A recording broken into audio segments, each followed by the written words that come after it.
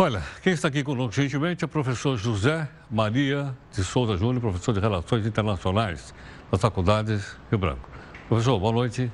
Obrigado pela participação, bem-vindo. Eu que agradeço pelo convite. Me explica o seguinte, eu estava dando já como fava contado, como teve um plebiscito dizendo vamos tirar o Reino Unido da União Europeia, agora entrou essa história do parlamento, como é que se explica isso aí? Na verdade, seria um movimento natural o parlamento ter que aprovar o plebiscito. Ah, é normal isso? Isso faz parte lá da legislação britânica. Exatamente. O que o governo executivo, a Theresa May, entrou com um recurso na Suprema Corte para isentar essa situação de passar pelo parlamento. Ela queria do executivo tomar essa decisão e já dar início, né, à solicitação da cláusula 50 do Tratado de Lisboa para fazer o Brexit a partir... Ela prometeu um prazo até março, né? Só que, como esse recurso não foi aprovado, provavelmente agora a negociação parlamentar para ver qual é o perfil da lei que vai ser passado. Agora, deixa eu te perguntar o seguinte. Na Colômbia, nós tivemos um plebiscito, você lembra, Sim, né? Sim. Para fazer acordo com as Farc. Exato. Não é isso? Bom, aí o povo disse não. Aí o presidente jogou para o parlamento e o parlamento disse sim. Aí eles então valeu sim e acertou lá e fizeram acordo. Isso pode acontecer lá no Reino Unido ou não? Isso, na verdade, em tese, na prática, pode acontecer. Se o parlamento vetar o plebiscito, acontece.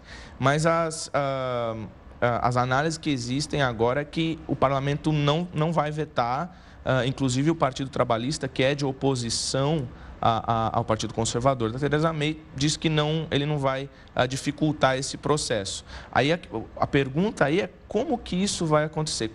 Qual é o perfil da lei que o parlamento vai passar para exercer o Brexit? Porque a gente não sabe o que é o Brexit ainda, porque ele não está feito na prática. Então, toda a questão é quando que vai acontecer. A gente tem um processo de negociação aí de no mínimo 2 anos. E como ele vai acontecer? Qual é o distanciamento que a Inglaterra que o Reino Unido vai ter da União Europeia a partir de então? Eu explico o seguinte, por que é que eles estão saindo? Qual é a razão? Olha, é uma configuração de razões, né? A integração europeia, ela vem, digamos assim, em crise desde da crise de 2008. Então, são quase uma década aí de um momento bastante difícil. A diferença histórica, digamos, desse momento atual é que, anteriormente, eles sempre resolviam as crises com mais integração.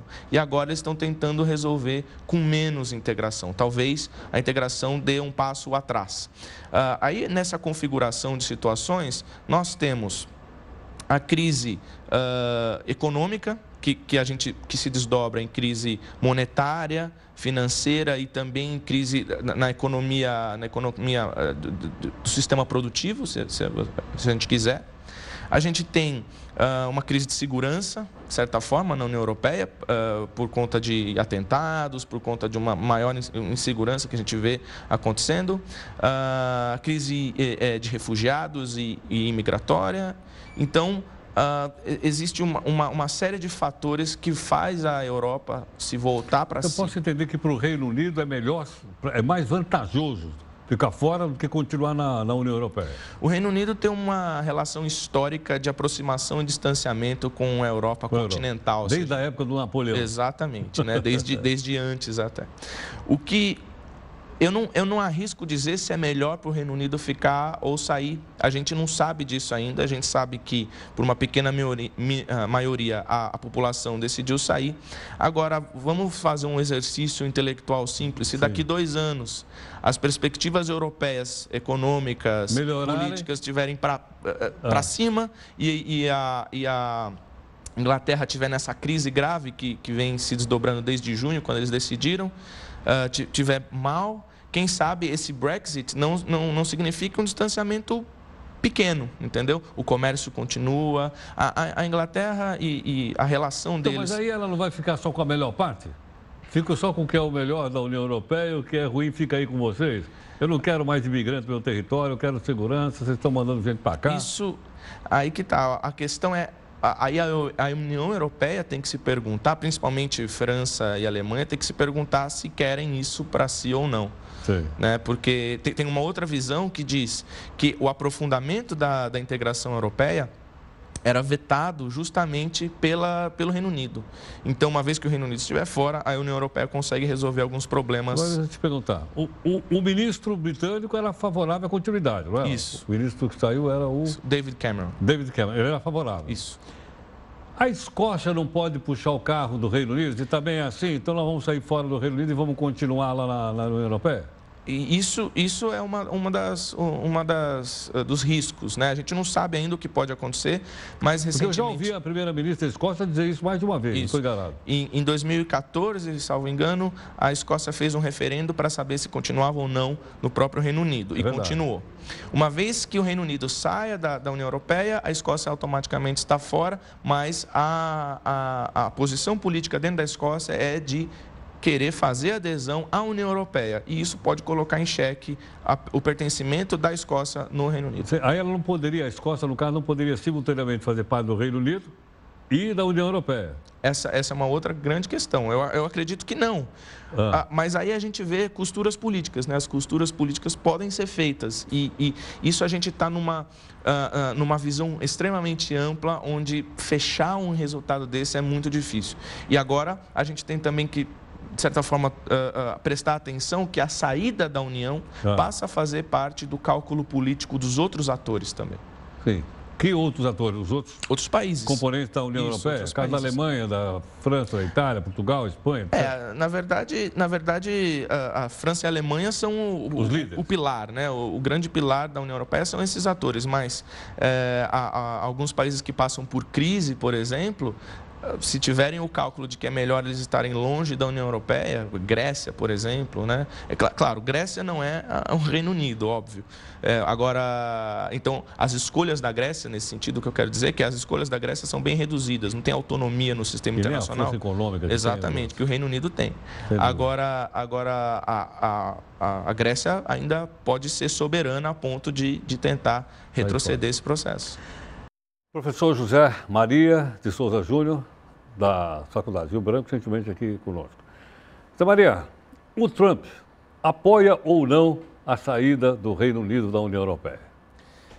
O Trump está mais preocupado com os Estados Unidos voltando para si agora, né? Um período daquele isolacionismo. Exatamente, né? Exatamente.